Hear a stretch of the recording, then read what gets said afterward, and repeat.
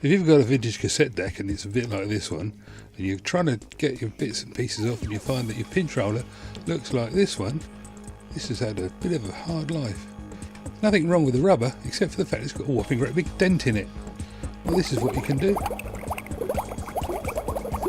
Just throw it in like a Brussels sprout. Leave it in for 5 minutes, pull it out, and then have a look and see what you've got. If you're lucky, it might be like this one.